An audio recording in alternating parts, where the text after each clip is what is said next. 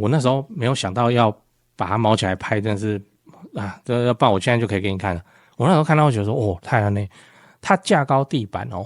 我印象中它直接往上架高50公分，变成什么？变成说我们新房子在开窗的时候就开窗嘛，你就这样看嘛，你不会觉得恐怖。架完地板你再开窗很恐怖呢，我觉得小孩子会掉下去呢。因为你架完地板以后，我说那个底下大概1、2然后3横的嘛，你这样还比他还高，那或跟他一样高。这时候你开窗户小孩子就趴在那边开窗户，人可以直接爬下去，就会掉下去，我觉得很恐怖然后尤其我们成人我们站着，我在那边开那个窗户，我觉得那个屋主还在里面，那不要开，那很危险。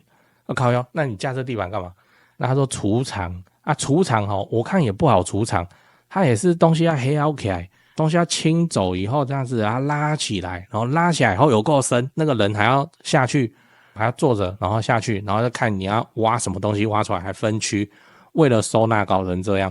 然后他把这个收纳做出来，家里东西还是很多装潢该怎么弄？架高地板是好选择吗？帮你分析优缺点加适合的族群该怎么选。先说结论如果你房子很小或小孩子很活泼的话，才去考虑看看，真的是这样嗨，我是买房阿元，订阅买房阿元，我先祝你老了有房也有钱。我们上一支影片聊了花莲就能直飞韩国了，如果你还没看过的话，可以看一下。今天我来跟你讨论架高地板会是好选择吗？现在讲一下架高地板是什么，它长这样看起来有点像和室，然后变高这样，通常会做的比和室还高。一般和室的高度大概落在15到25公分，但是你做架高地板的话，直接会到30到50公分，就变成要做楼梯了为什么？因为它要能够让你的地板变成能够储藏东西，就是收纳空间所以你看这张图的红框处，这才会有一个阶梯设计嘛，让你好走上去这样。那我们讲一下架高地板的优点缺点等一下讲。优点是第一个，增加储物空间，真的很厉害把地板搞出一个储物空间，然后地板你看有多大就变成你不常用的东西都可以把它塞进去，例如说大的东西棉被换季衣物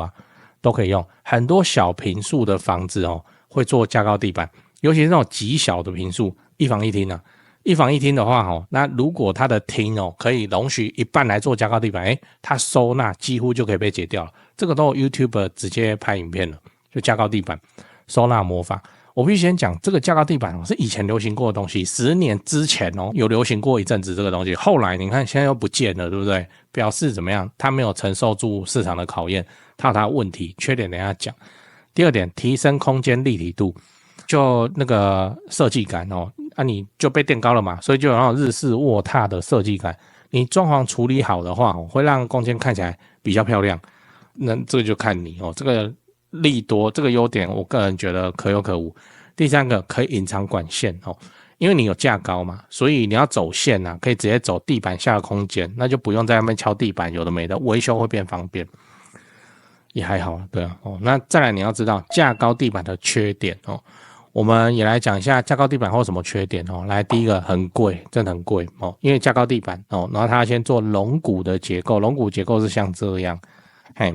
那不管你是要铁材铝材木材应该比较不会去用在架高地板上，木地板可以但是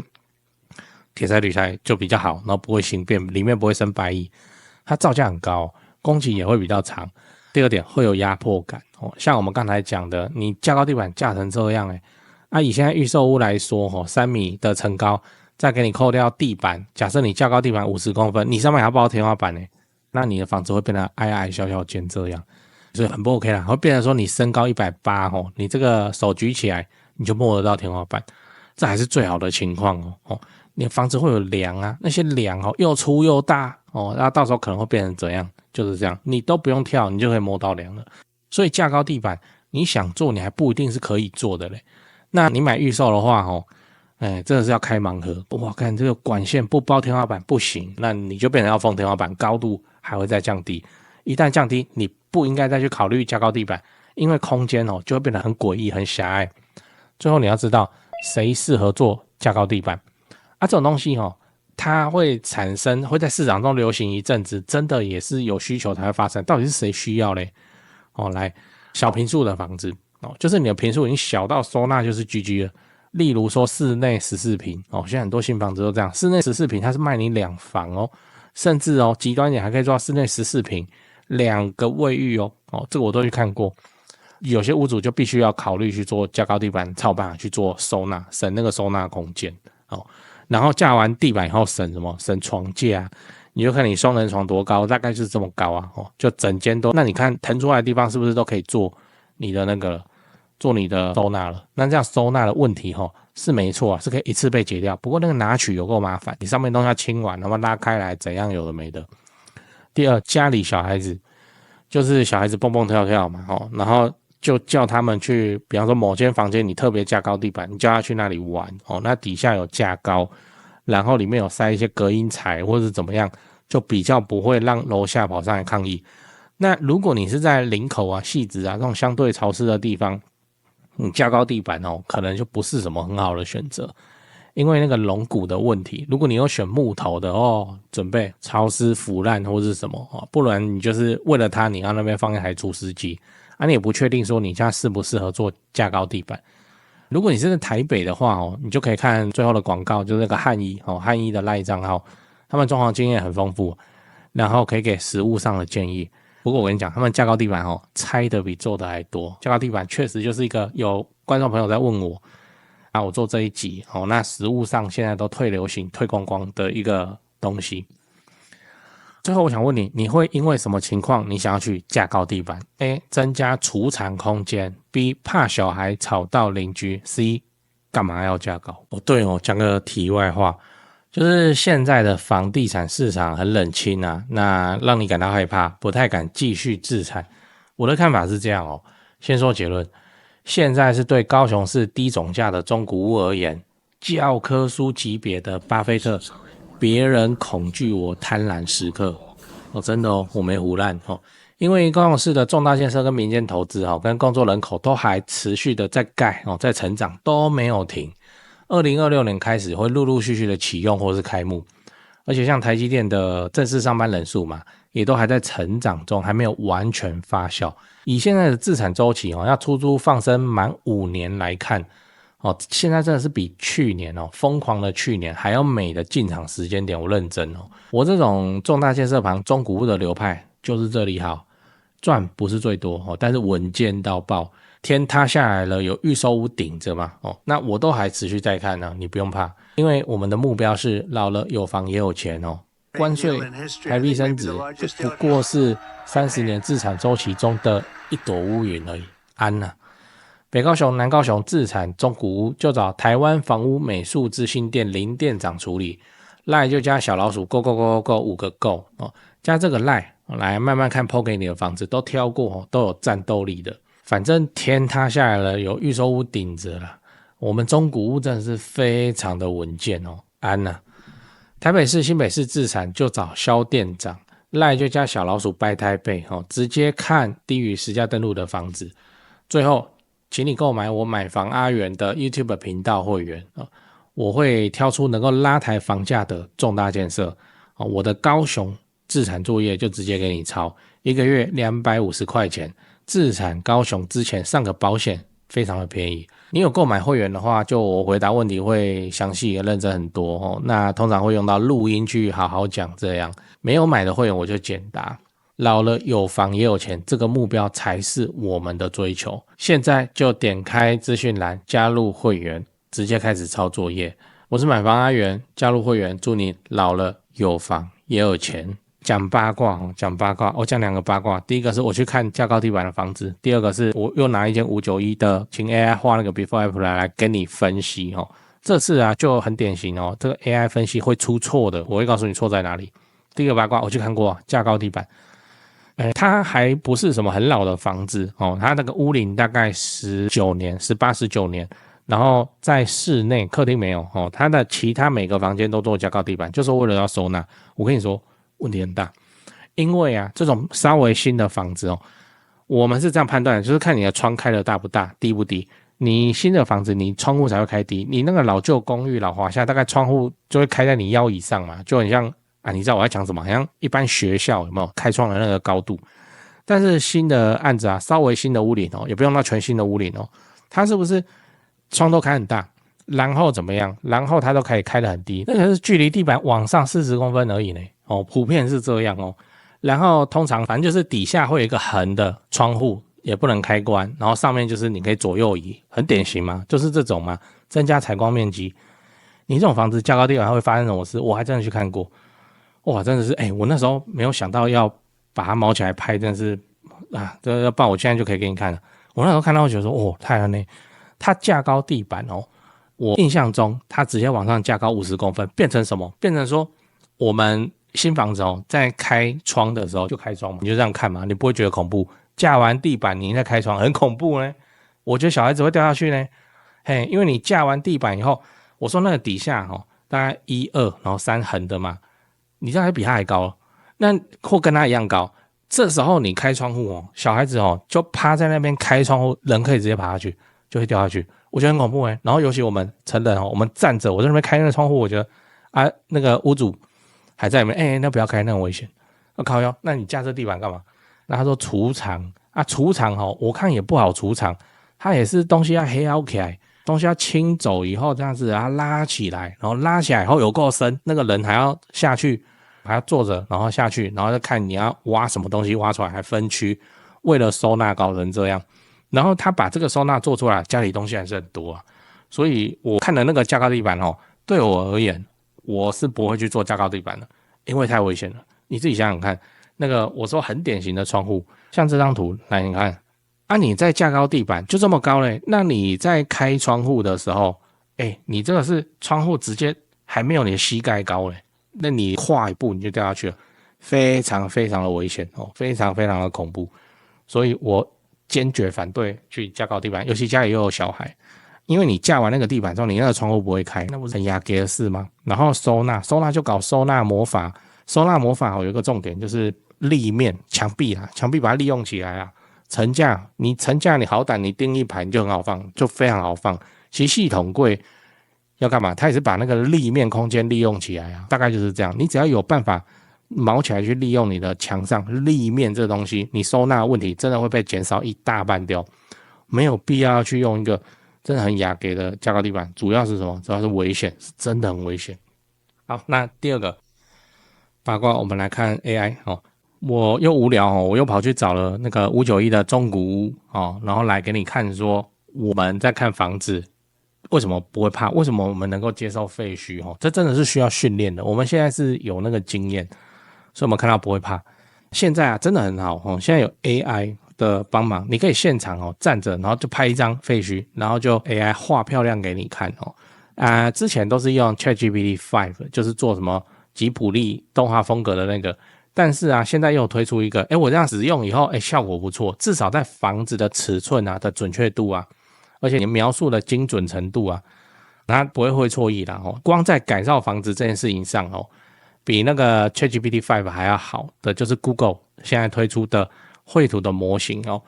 Banana 那个香蕉，但它不是说你去下载一个东西叫 Banana 然后就可以用，它是集成在它的那个 Gemini 的 AI 模型里面，双子座你去下载那个 Google 的 AI， Google 也是蛮奇怪的，就是 AI 大系里头 Google 这么强的巨头感觉都还好那你下载以后打开它里面就有一个叫绘图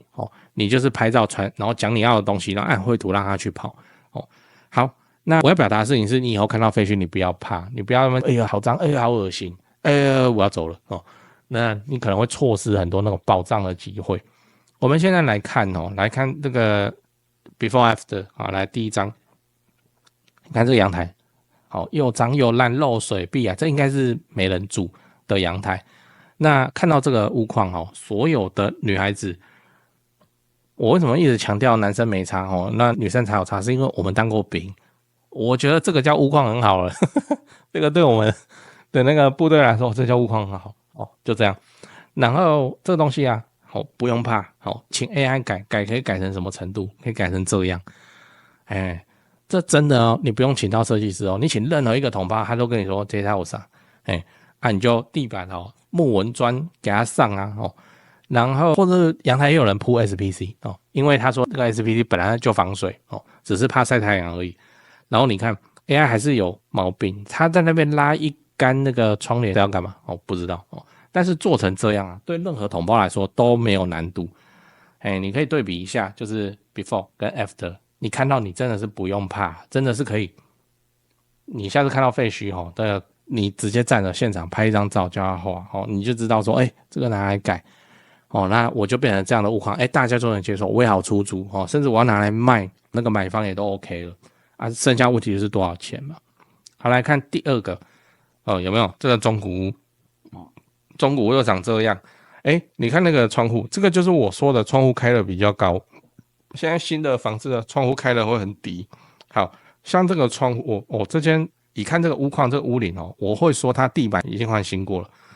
就长这样，这个没办法用啊。可是让我们看起来这个还好处理啊，这个就是油漆的事情啊。但我们通常会一起做，有没有贴地板你看你是要塑胶地板还是 SPC， 效果差很多呢，真的是差很多呢所以这个东西被我们爆改完以后可以变成这样，没有问题，做得到，而且做出来超级像。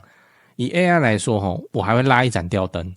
就 IKEA 的吊灯很美很漂亮你说照明怎么样？完全不怎么样，但是它就是美就非常的美啊。做成这样又来了，又是每一个统包都有能力做，真的是不用动到设计师设计师他比较多在雕琢那个美感啊这种东西那对实物的障碍跟经验，可能经验还没有统包高嘞，因为都是统包要去处理的。那比方说漏水壁癌很多设计师年资比较浅的都不知道怎么处理，不然让他处理会有问题。那接下来我们来看这一张这个是顶楼，很多公寓顶楼不是都这样吗？公共晒衣场、洗衣机的地方，然后台风天风比较大的时候，衣服就不见了。好，就这个地方也叫 AI 改，没有人在改这里的啦。你要改顶楼，你通常是什么？你通常是为了防水而已。然后你看它已经有铁皮屋了，所以它防水已经没问题了。那我还是叫 AI 改就会改错这就是 AI 会出错的地方。我也跟你讲，来，你看它怎么改，把它改成这样。这些咯，这个都是弄错的东西。这是顶楼空间呢，顶楼空间怎么样？那个洗衣机它有保留，很像AI 就是可以这样画，然后冰箱门还帮你关起来。好，这个顶楼空间呢它背后的那个铁皮垂直的壁面，墙壁的壁面的铁皮，你去把它粉刷油漆，这是要干什么？这就会出错的地方。还有一个很诡异的东西，它拉了一个窗帘，对不对？哪有人会在那里拉窗帘？就不会，这就是 AI 会出包的地方真的是会出包的地方。然后它在顶楼铺了地板，这么漂亮的木地板，不需要 AI 也是会出错，你要自己有能力去判断，你不要又拿了这个跟设计师说，我要长这样，你长这样你是要干嘛？这是顶楼这个公共空间你铺这个木地板干嘛？你拉这个窗帘干嘛？就不需要所以就给你看啦 ，AI 也是会出包的